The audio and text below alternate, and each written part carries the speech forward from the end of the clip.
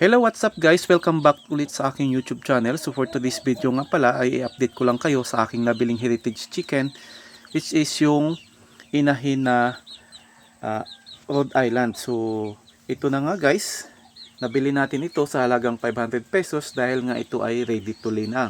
Kaysa naman bumili tayo dun sa siso, medyo matagal-tagal pa bago natin mapaitlog.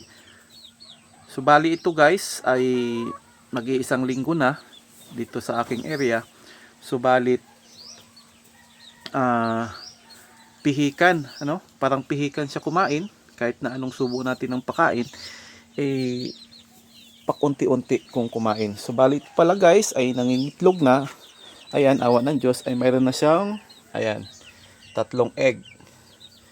Bali ito yung ating magsisilbing panimula para magkaroon tayo ng heritage na manok. So yun lamang guys, sa mga hindi pa pala nakapag-subscribe ng aking channel ay huwag nyo kalimutang i-like, i-share at pindutin yung subscribe button para naman updated kayo lagi sa aking bagong mga videos. So yun lamang guys, have a good day and more blessing.